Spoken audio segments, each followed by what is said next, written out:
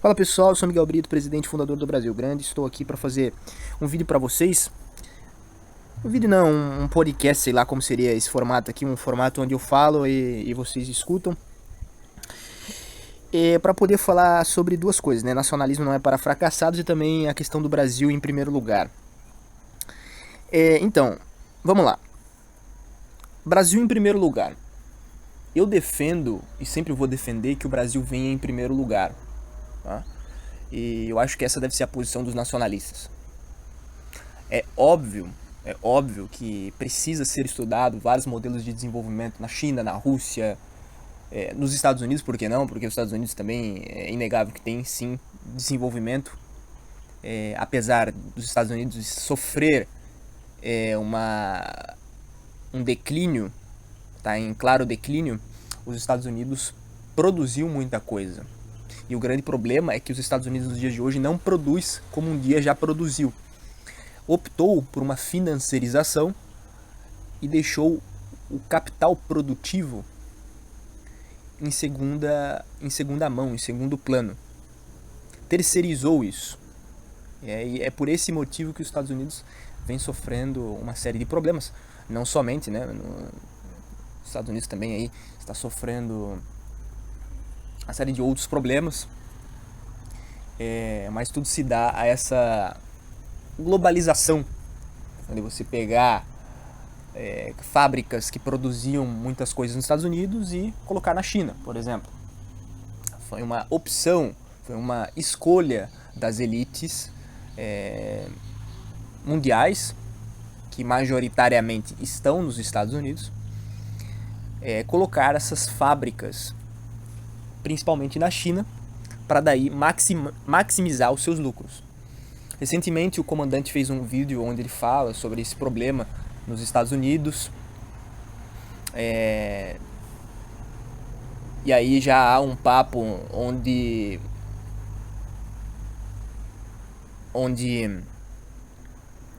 se discute a possibilidade de nacionalizar, de voltar com algumas das fábricas para os Estados Unidos. Só que eu acredito que seja um processo irreversível. Se os Estados Unidos realmente quiser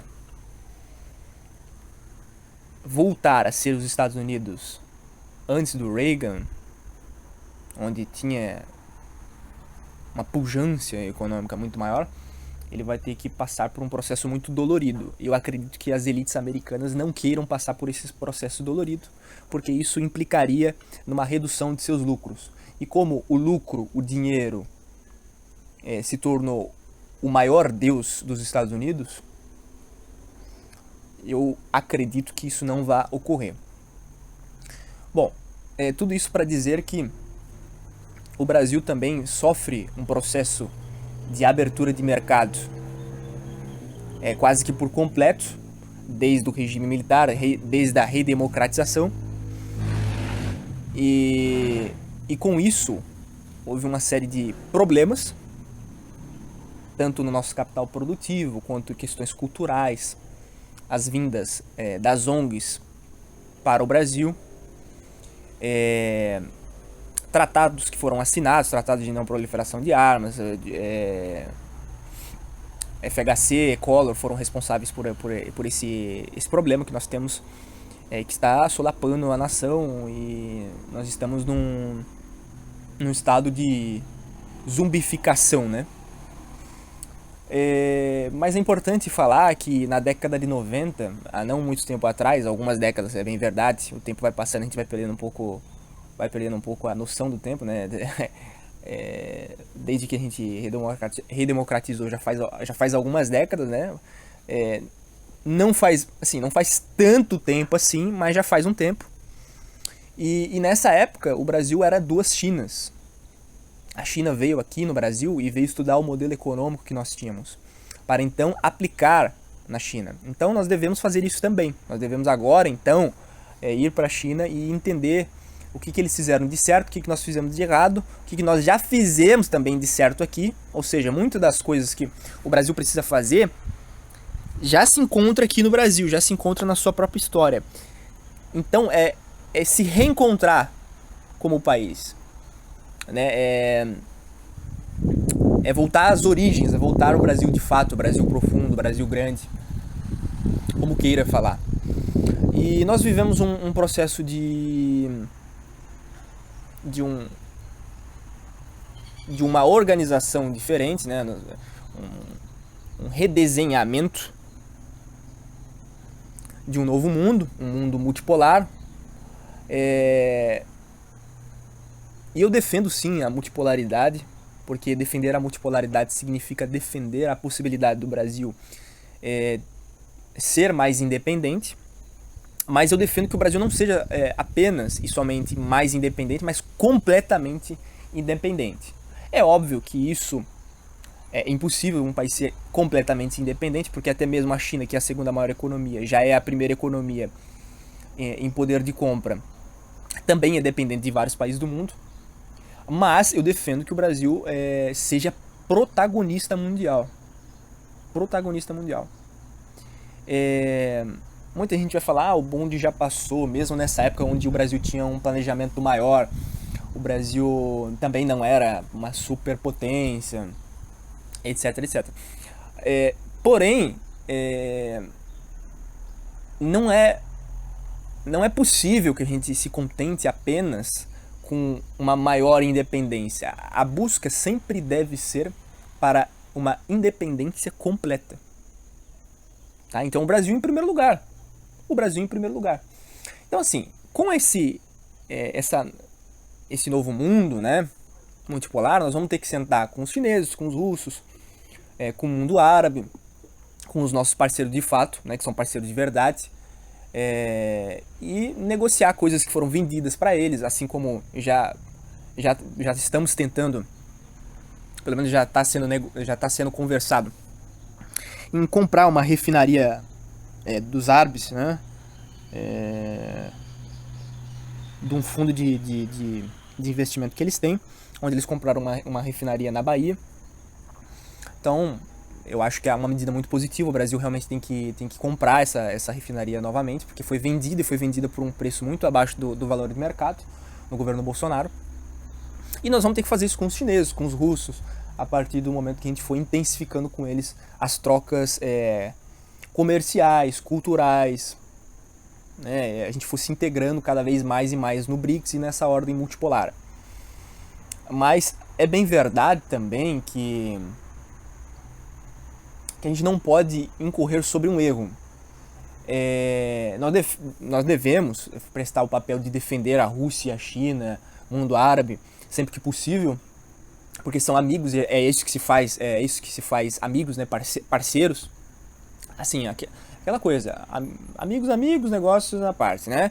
Então, assim, é por esse motivo que a Rússia e a China, quando vê uma oportunidade de mercado no Brasil de comprar um campo de petróleo, comprar uma refinaria, de comprar uma indústria, de comprar uma área agricultável, eles vão lá e fazem, porque é uma oportunidade de mercado. O Brasil se prestou a esse papel de vender a sua riqueza.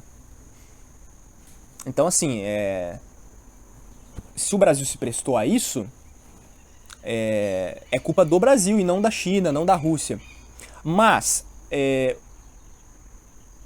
o fato da Rússia e a China, mundo árabe, qualquer país que tenha comprado qualquer coisa nesse período, aceitar, negociar a recompra, termos melhores, isso sim prova um laço de parceria, um laço de amizade. Coisa que eu acho que com o Ocidente seria impossível. Cada vez se torna mais impossível, cada vez eles se mostram em termos menos favoráveis ao Brasil.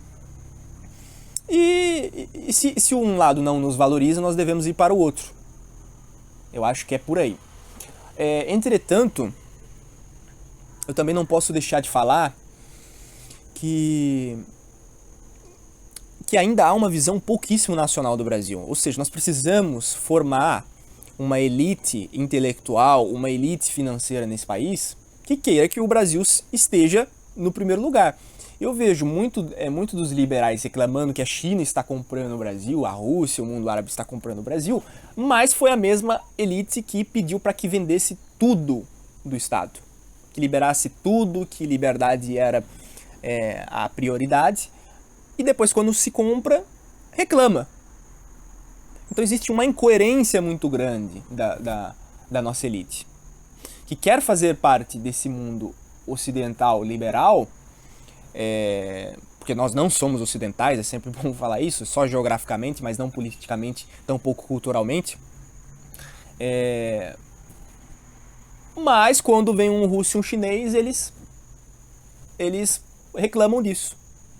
O Paulo Guedes, o Bolsonaro venderam refinarias para o mundo, para o eixo do mal, o eixo antidemocrático. E aí depois ficam reclamando dos problemas. A mesma coisa acontece agora com uma parte da elite americana que está reclamando que a China está crescendo. Mas olha, vocês que colocaram as indústrias na China. Então a nossa elite, ela é uma elite que é um puxadinho de Miami, mas me parece muito mais incompetente, né? Me parece muito mais incompetente porque a elite americana ainda assim tem ainda que pouco, né?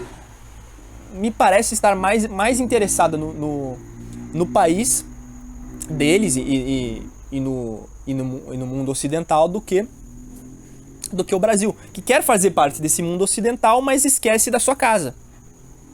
Não é? Então, é uma situação muito complicada do Brasil,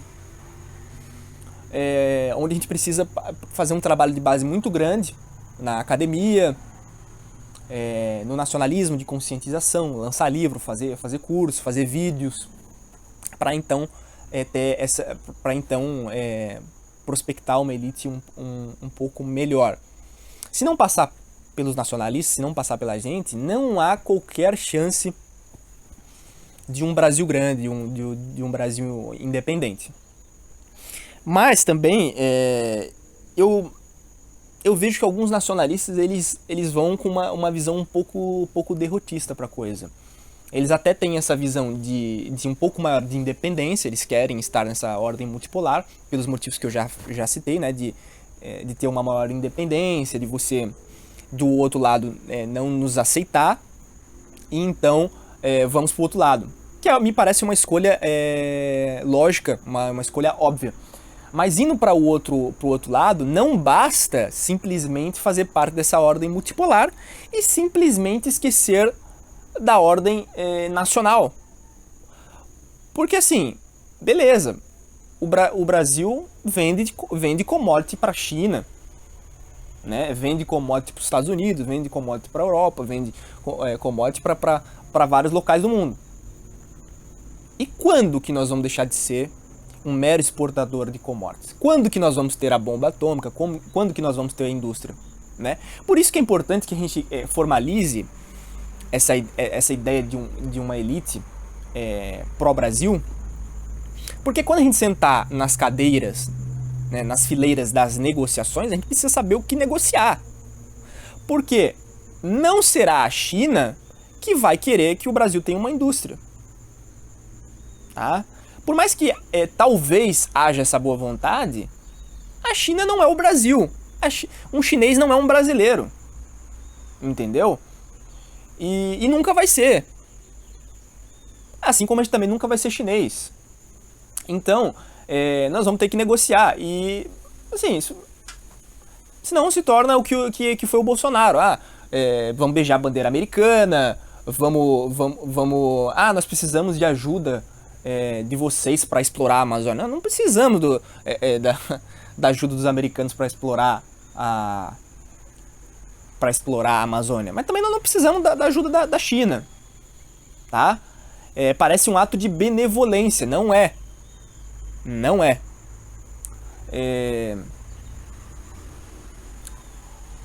Eu vou citar um exemplo. O Starbucks, o McDonald's e algumas não, todas as indústrias saíram da Rússia. Todas é uma palavra muito forte, mas assim, muitas empresas saíram da Rússia e o que a Rússia fez foi simplesmente nacionalizar essas empresas. Mudou o nome, mudou o logo e continuou vendendo. Mas a Rússia é realmente muito sancionada, ela criou esses mecanismos então para driblar para driblar as sanções e assim, tanto que já voltou a crescer, se tornou a quinta maior economia do mundo. É isso que eu defendo com o Brasil, entendeu? Então assim, o Brasil precisa criar essa elite, nós precisamos de um bom líder, o Putin. Tenho toda a admiração à Rússia, a Rússia é o país que eu mais gosto depois do Brasil.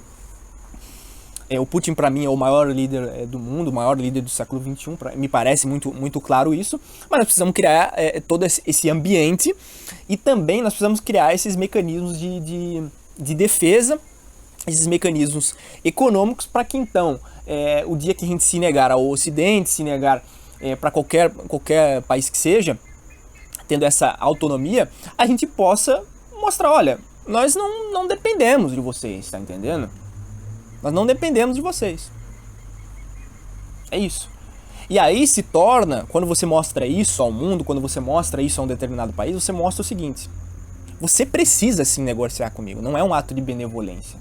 Então assim, o Brasil é muito grande para ser cancelado. O Brasil é muito grande para se prestar a um papel de coadjuvante. Nós vamos sentar com a Rússia e com os chineses, porque são parceiros, são amigos e isso é bem verdade, mas nós vamos negociar e vai ser aceito e pronto.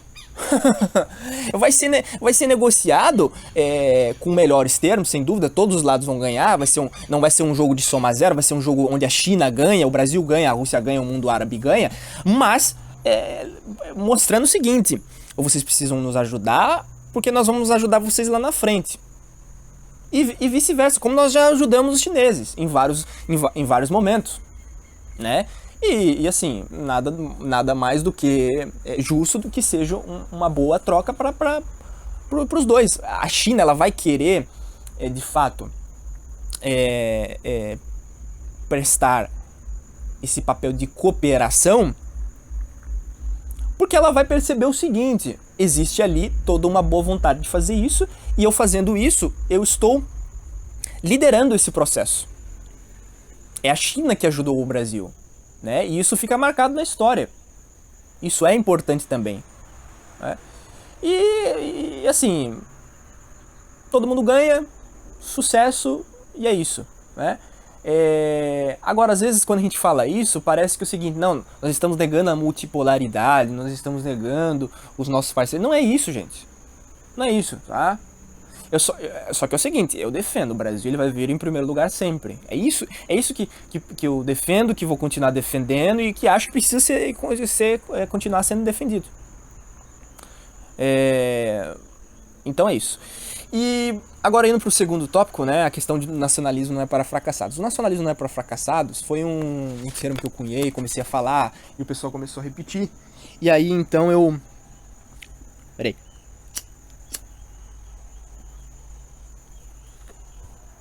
Então o pessoal fez figurinha e repete isso daí. E é o seguinte: o nacionalismo não é para fracassados.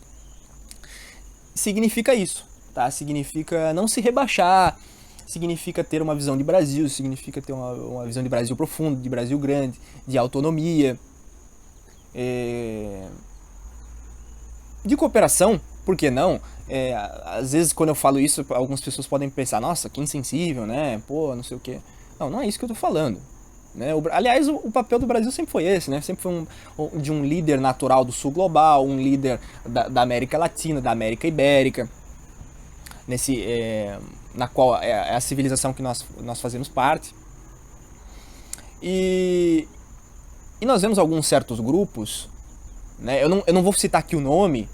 E não, eu não tô falando da Nova Resistência, porque se eu fosse falar da Nova Resistência, eu falaria: eu estou falando da Nova Resistência, estou falando de tal fulano. Porque são amigos meus que, pô, cara, os caras falando de Bitcoin, os caras falando fazendo postagens de neocon, fazendo postagens de pseudo-analistas políticos, que claramente tem uma visão liberal e querendo fazer disso